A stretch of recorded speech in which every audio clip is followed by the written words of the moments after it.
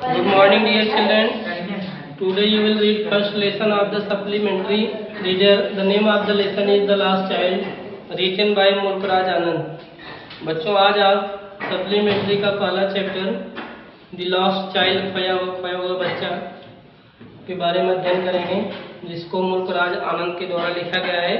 Now you will see about the author. अब आप author के बारे में देखेंगे. Dear children, now you will see about the author. Mulkraj Anand was born on 12 December 1905 in Peshawar, now in Khyber Pakhtunkhwa, Pakistan. तो मुल्कराज आनंद का जन्म पाकिस्तान में 12 दिसंबर 1905 ईस्वी में पेशावर में हुआ था, जो अब वह स्थान खैबर पख्तूनख्वा पाकिस्तान में है. He studied at Khalsa college Amritsar. वह अमृतसर के खालसा कॉलेज में अध्ययन किए, पढ़ाई किए. And then move to England, और तब इंग्लैंड चले गए. where he attended university college London, जहां वह लंदन के यूनिवर्सिटी कॉलेज में यूनिवर्सिटी कॉलेज लंदन के यूनिवर्सिटी कॉलेज में जुड़े. And then earned a PhD degree from the Cambridge, और तब कैम्ब्रिज यूनिवर्सिटी से PhD की उपाधि धारण की है. He was against the rigidity of India's caste system.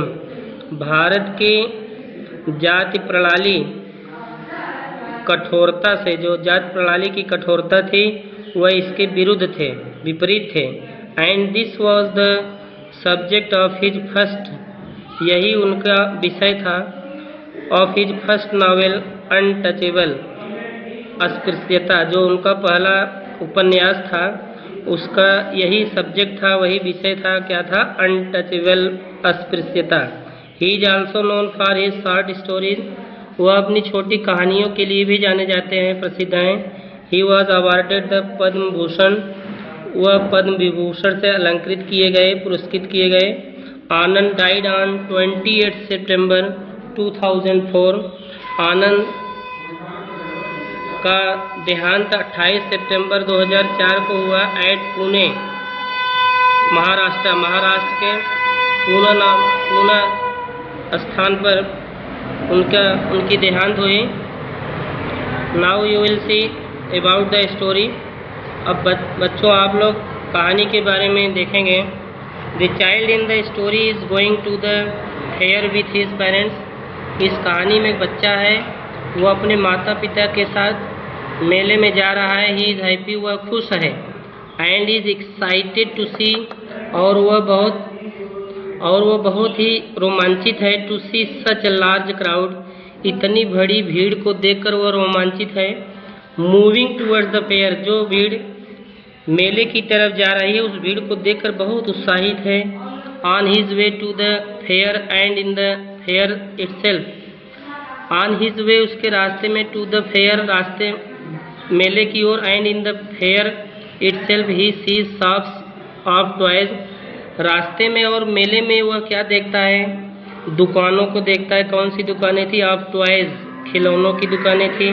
Sweets, मिठाइयों की दुकानें थी. बैलून्स, गुब्बारे की दुकानें थी.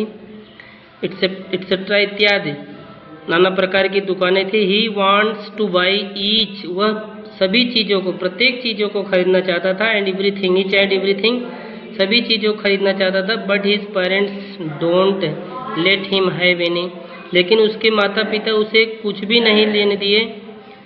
मे बी बिकॉज, हो सकता है, because of their being very poor, क्योंकि वे बहुत गरीब थे. But when he is lost in the fair, लेकिन जब वह मेले में खो जाता है, he needs nothing else, but his parents only, उसको किसी चीज़ की ज़रूरत नहीं होती है सिवाय उसके माता पिता की।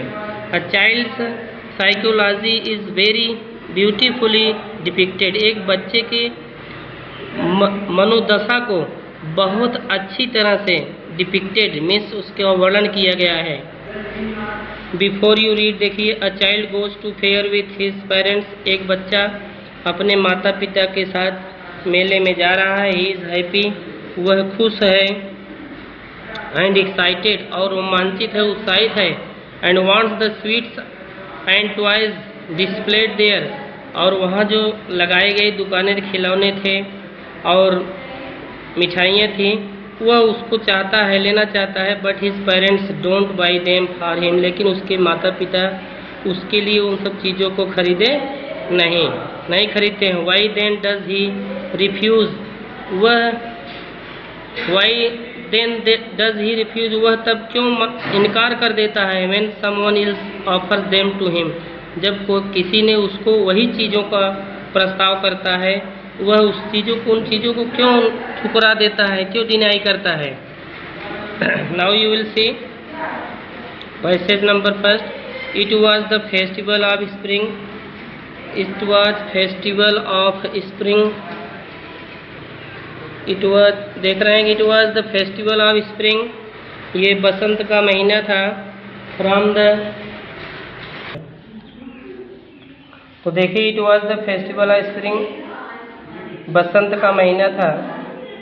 From the wintry set of narrow lanes and alleys emerge a gaily Clyde humanity, from the wintry set, जाड़े की छाया में, ऑफ नैरो लेंस, सकरी गलियों में जाड़े की छाया में, and Alice immersed gaily Clyde humanity, मानवता को धारण किए हुए जो भीड़ थी, जन समुदाय था, भड़कीले कपड़े धारण किए हुए वे निकलता हुआ दिखाई दे रहा था। सम वॉक्ड, कुछ लोग पैदल चल रहे थे, चल के जा रहे थे। सम रोड, कुछ लोग घोड़े से सवारी कर रहे थे। सम रोड अदर्स ऑन हॉर्सेस, कुछ लोग घोड़े की सवारी कर रहे हैं। अदर्स साइड, कुछ लोग बैठे हुए थे। बीइंग कैरीड इन बम्बू, बीइंग कैरीड इन बम्बू, बम्बू में लिए जा रहे थे, बम्बू में बैठा करके लिए जा रहे थे, जैसे डोली बना लेते हैं उस तरह के, मतलब बम्बू में बैठा कर डोली में लेके जा रहे थे। एंड बुलक कार्ट, और कुछ लोग बैलगाड़ियों में जा रहे थे।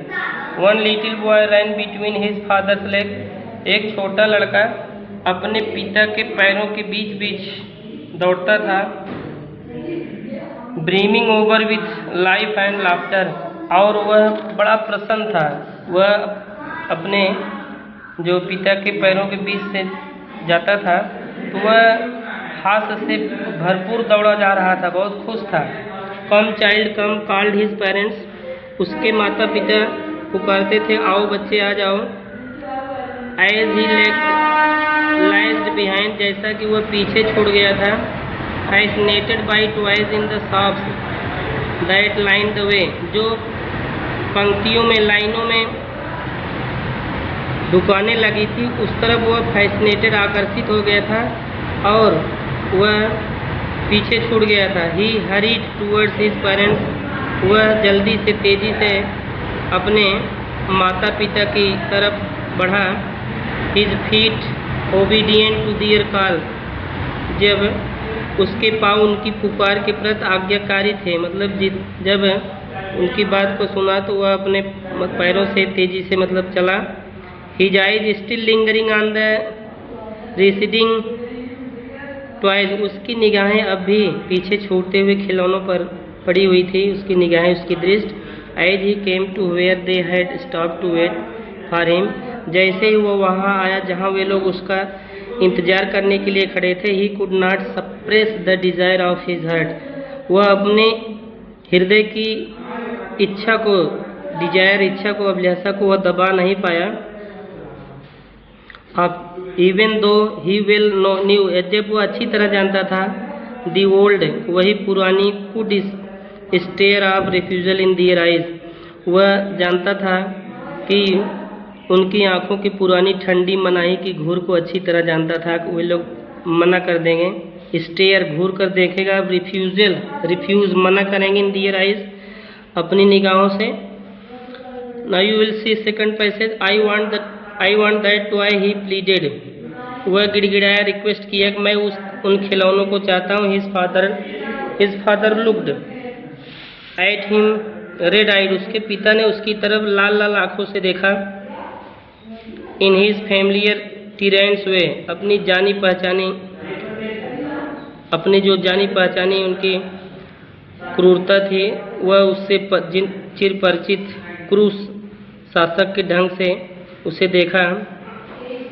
हिज मदर मेल्टेड, उसकी माँ, मेल्ट मीन्स होता है पिघलना। उसकी माता जी मुक्त आत्मा द्वारा द्रवित थी, मेल्टेड थे, पिघली हुई थी।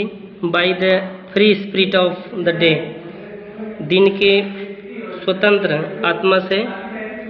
वॉज टेंडर, वह कोमल थी। And giving him her finger to hold said, और उसको अपनी अंगुली पकड़ाते हुए कही, लुक चाइल्ड, देखो बच्चे, व्हाट इज बिफोर यू, तुम्हारे सामने क्या है उसको देखो।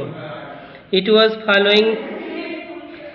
वॉज फ्लावरिंग मस्टर्ड फील्ड, यह तो फूलों वाला मस्टर्ड सरसों का खेत था। Pale like melting gold as it swept across miles and miles of even land. और सरसों, यह फूलों से भरा सरसों का खेत था, पिघले सोने के जैसा पीला, जबकि यह समतल धरातल पर मीलों और मीलों फैला था। A group of dragonflies were bustling about on their broody purple wings. एक ड्रैगन फ्लाइज का, मक्खियों का जो समूह था, किसी अकेली काली मधुमक्खी की या फूलों से मधु की तलाश में लगी किसी तितली की उड़ान को काटते हुए अपने चमकीले flight of lone black gaudy purple wings, बैगनी पंखों वाला, intercepting the flight of a lone black bee, एक काला भौरा जो है, और बटरफ्लाई या तो तितलियाँ, इन सर्च ऑफ स्वीटनेस, जो कि तलाश में थी, ऑफ स्वीटनेस, मधुरता की, फ्रॉम द फ्लावर, जो फूलों से मधुरता की तलाश में था। अकेली काली मधुमक्खी या फूलों से मधु की तलाश में लगी किसी तितली की उड़ान को काटते हुए अपने चमकीले पंखों पर शोर करते हुए उड़ रहा था। The child followed them in the air with his gaze, बच्चा उसकी तरफ ध्यान से अवलोकन करते हुए उसके पीछे गया, उसका पीछा किया। In the air with his gaze, उसकी निगाह, गेज में ध्यान देना, तो अपनी निगाह को उस तरफ लगाए हुए उसके पीछे गया। Till one of them would still its wings, तब तक उनमें से एक ने still its wings and rest, अपने पंखों को मोड़ा और आराम करने के लिए रुका। And he would try to catch it, और वह उसको पकड़ने का प्रयास किया। But it would go fluttering flapping, लेकिन यह फड़फड़ाते हुए उड़ गया। अप इनटू द एयर, कहाँ, वायु में, हवा में उड़ गया। व्हेन ही हैड ऑलमोस्ट काट इट इन हिज हैंड, जब वह लगभग उसको अपने हाथ में ही पकड़ने वाला था। Then his mother gave a cautionary call, तब तक उसकी माँ ने उसको बुलाया, चेतावनी भरी आवाज़ दी। Come child come on to the footpath, आओ बच्चे आओ, और कहाँ आ जाओ, फुटपाथ पर आ जाओ। Thank you. दैट